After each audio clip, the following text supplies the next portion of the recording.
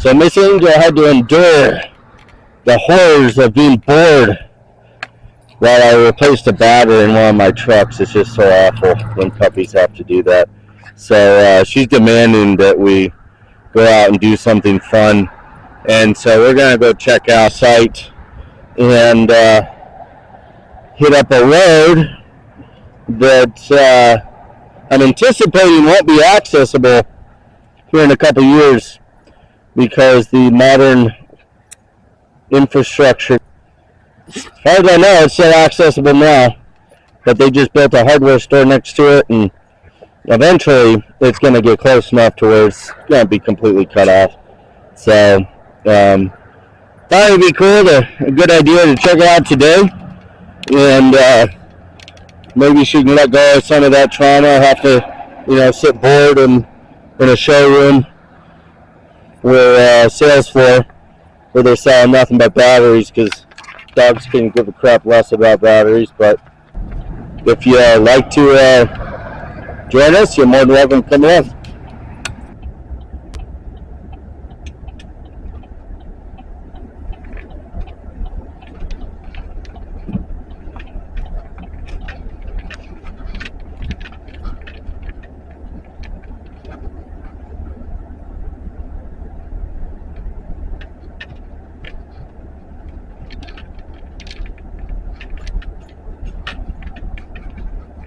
Road not maintained. Kind of hard to believe, but this actually at one point was the main highway going through here, at least to the left of me, where all those ruts are. It's pretty much gone. Nature and the laws of the universe have taken it back. However, there are some stretches up here that Miss Angel, she's going to lead us to. We just need to get far enough away from the actual main highway before she can lead the way. It's a town called Dayton. We're probably about, I have to guess, I don't quite remember what it is, but maybe 10, 15 miles from Carson City, Nevada. Right next to it is US 50, and again, this actually used to be the main highway. We'll see some remnants of asphalt up here. I think there are still a few places where the asphalt has survived, and this alignment went right through town, and so there's a large stretch of this road that's still actually used as a city street now, and you can see where they added in a barrier to prevent people from driving onto this, simply because it's not maintained by the county anymore. But up here, in addition to the road, there's some pretty cool ruins. It's definitely worth checking out. And I do believe this was a dump site as well as a site for mining of some kind. I don't think they have mines here. I think they did something else. We're gonna have to check out the signs because I don't remember what they said. I don't remember what this was, and I don't want to misspeak. So we'll figure it out when we get there. Miss Angel, she's leading the way.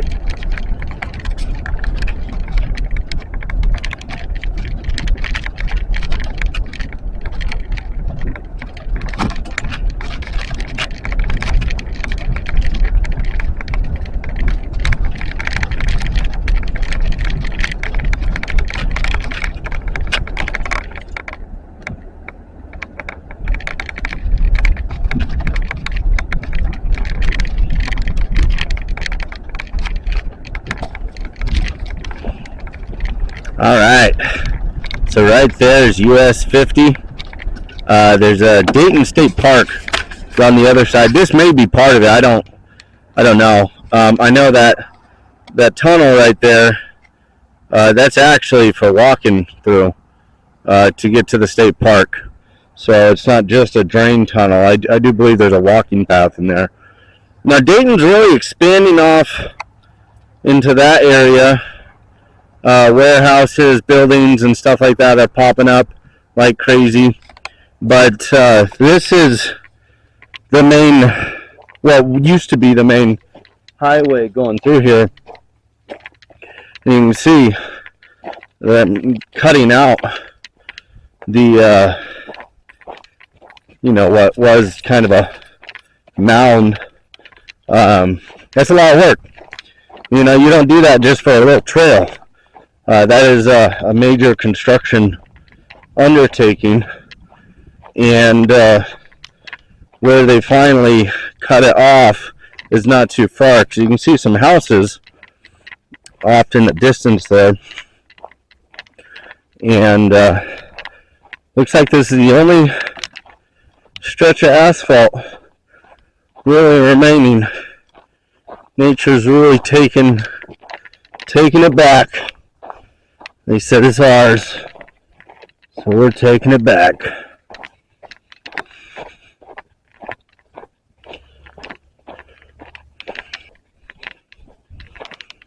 Yep, some paint. There's the yellow line. So, we know that there's a yellow line there. Kind of give us an idea of how recent this road was used. I'm going to stop there. We don't want to get too close to the houses. But, yeah, so that was it. So whatever street that is was the main highway at one point. Old Town Dayton is way up there, but I think Main Street basically went the opposite direction of this highway. So I'd imagine when it was first built, and for a long time, there was basically just nothing so out here you can still find pieces of metal that inadvertently became incorporated in the road. And not entirely sure, but I think this was a dump site. Once we get to the main site, because we haven't even got close to the ruins yet, and quite a bit still there. But I think the main site talks about it, because you look in the hillside and you see a bunch of cars and stuff like that smashed into the hillside. Or you could check out the Murray 20-inch 3.5 horsepower classic. Yep, that is a classic. Unfortunately, that's not a classic enough. But here's some way newer than what we're here to look at. Piece of an old car. Obviously too smashed down in there for me to be able to even guess what that was. Yeah, drum brakes, I can tell you that much. But yeah, so I do believe this is part of the dump. And you could kind of walk around here and see quite a bit, but this isn't really the interesting part. You don't see much. Let's see, we got maybe a bumper over here, tire, white wall. I'll tell you what, fancy stuff. And this stuff is probably resurfacing because water flow. It looks like water kind of flows through there, and it's taking the dirt away.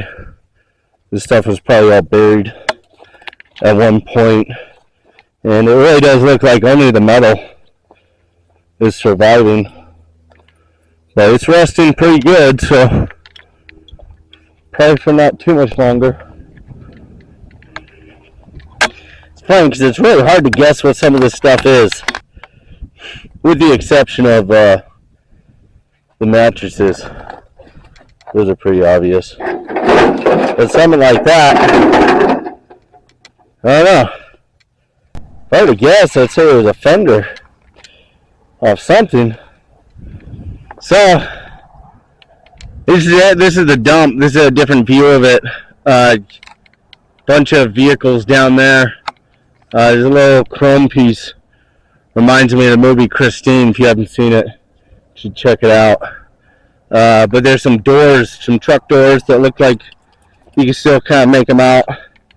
And there's still glass strung all over the place. I didn't know the glass was here. But, I mean, makes sense. It was a dump. So, this was a dump in this area. Old oven there. Car that you can still kind of make out. Ice box next to it. Pile of cars there. This was a dump. And I don't know if it was a dump while this was in operation, but it was, I think it was a dump after it was in operation.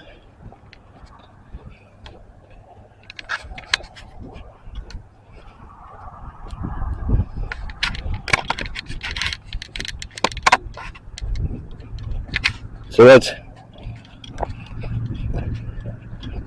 check it out, see what it says over here.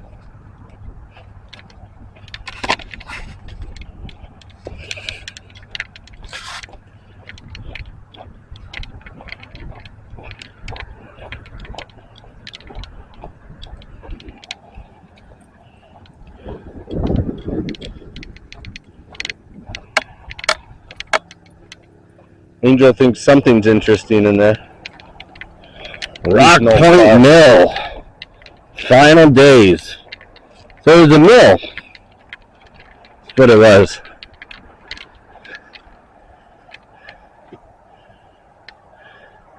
First of several fires destroyed the original mill. Bummer. I wonder where that picture was taken. I'll have to try to find out later. Fire, flood, and population decline plagued the mill, eventually forcing its closure. In 1920, the mill was dismantled and moved to Silver City. Which, Silver City, it's right by Virginia City, but it's not much. Another image of it. 1920 to 1954, the old mill site was used as the local dump until it was purchased by Nevada Department of Highways. So that's probably when they decided to build the highway over there instead of up there. It was probably around the same time. In 1977, this property was transferred to Nevada State Parks and developed in 1979 to 1981. Angel's already utilizing them. She knows how to use steps. She's all about it. Large concrete structure. They used much bigger stones in the concrete itself than we traditionally see today.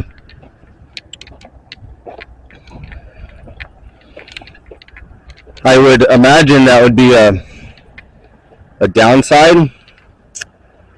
That's probably why there's big chunks missing, and it's not nice and uniform. But there's also not a whole lot of metal in there. There's some, but it's usually metal pieces to attach to something else. There's more of the site.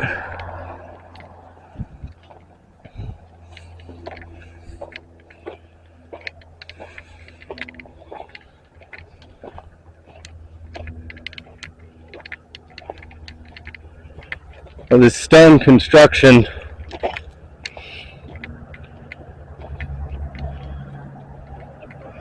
is pretty cool.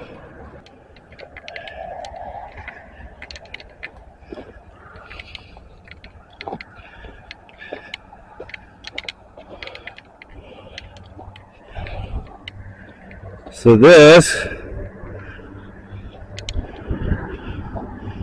is the top.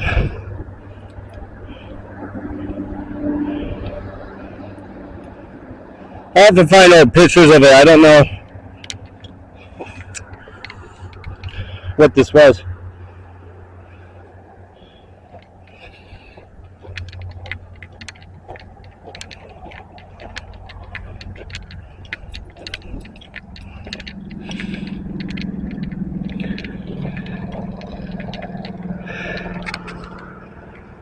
I think this may have potentially been a water tank. Makes sense. It'd be a water tank. Look at this construction style on these pipes.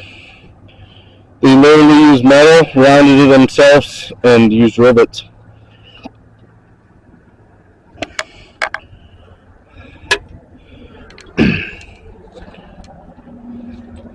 I don't know why you can't still do stuff like that today. Instead of shipping it from China.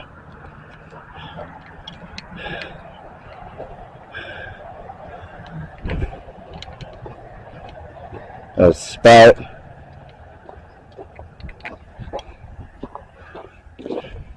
More stuff to sniff. She got things to do. She wants to sniff plants and whatever else she can in every state in the union. That's her goal in life.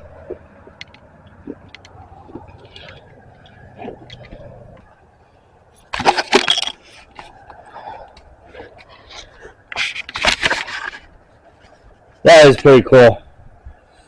So it's got the ladder over there. I know this was a tank, but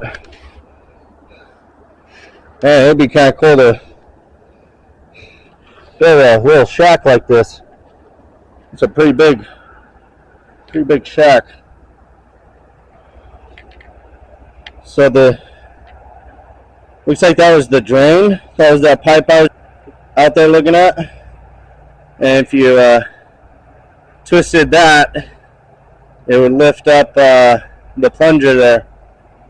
And then over there, I don't know, maybe there was a valve on the outside. But yeah, looks like a pretty big water tank. Point Mill, why was it built? 1840, 1850s, the California Gold Rush and the discovery of gold in Virginia City brought prospectors to the area. 1860s, mill development was necessary for processing raw ore rock to release the gold and silver. Mill sites required transportation routes, sloping terrain, and the abundance of water, all available in Dayton. 1861, the first mill was built for $200,000 and was one of the largest in the territory. Power was supplied by the Carson River, water from Rock Point Dam. It was brought a distance of 2,000 feet in a wooden flume. The flume supplied 2 water wheels. Again, why we still can't do that. C.C. Stevenson Mill at Rock Point. Stevenson, later governor of Nevada, leased the mill site in 1883. Oil was first supplied from Stevenson's Kentucky mine in Gold Hill, later from the Savage mine via the spur track from Gold Hill to Dayton, built by narrow gauge Carson, Colorado Railroad. The track was removed in 1893 due to long periods of inactivity.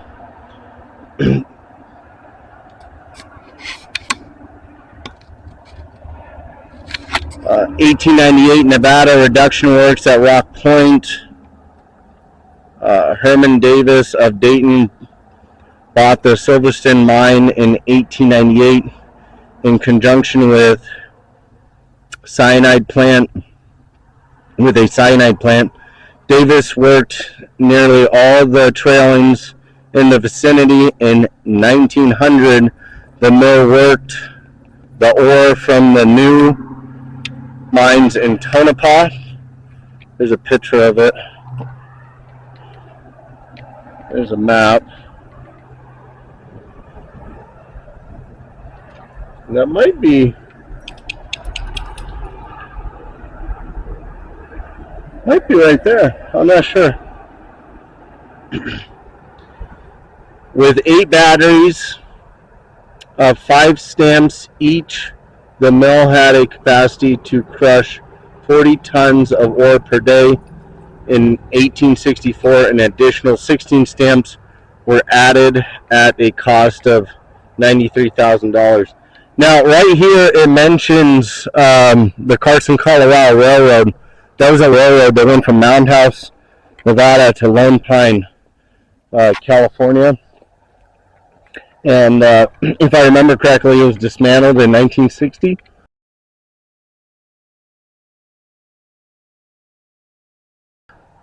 So over here, Angel, come on.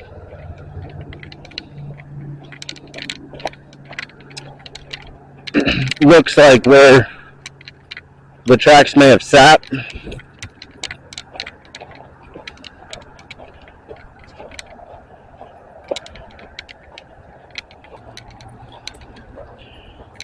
So water below.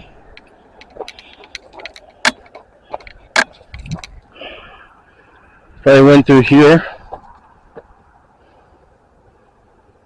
I'm just assuming because the concrete here looks like it was potentially there to stop water.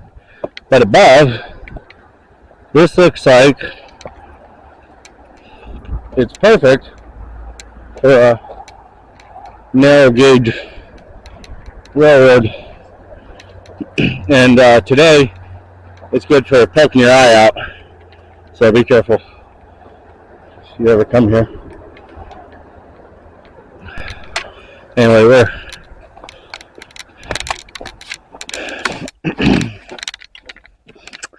more rock wall construction, retaining wall. That's pretty cool.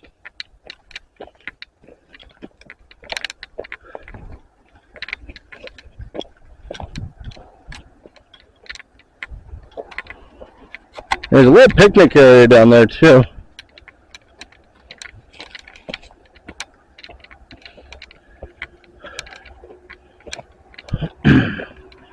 So it looks like this may have been the path, the route of the railroad. So tracks come in there, go over here, and obviously one difference between construction of a railroad bed and a road bed, and I think these rocks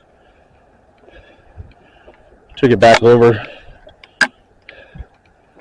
is the gradual inclines,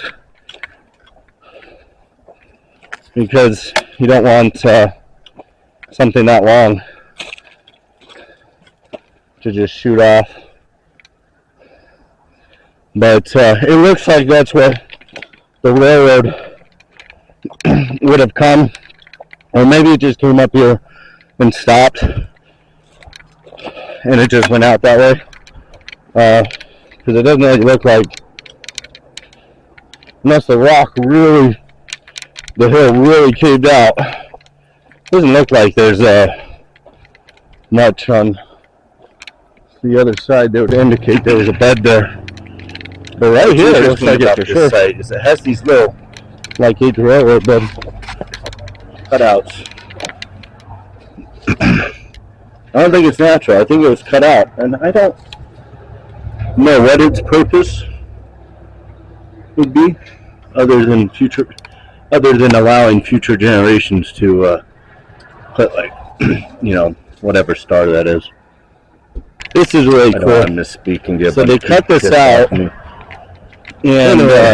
drawing stars. They use brick to straighten it out, so they could do a wooden frame a wooden door frame.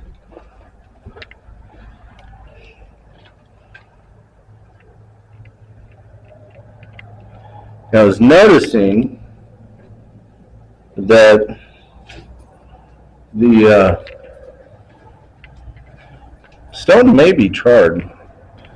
I'm not sure.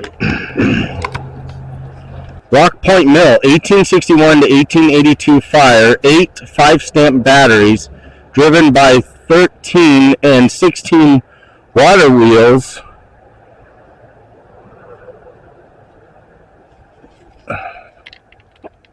able to crush 40 tons of ore daily. Rebuilt 1883. I'm guessing that's rebuilt 9 of them in 1883 with 16 Leffel water turbines until fire of 1909. Hence, in 1910, rebuilt Nevada Mining Reduction and Power Co.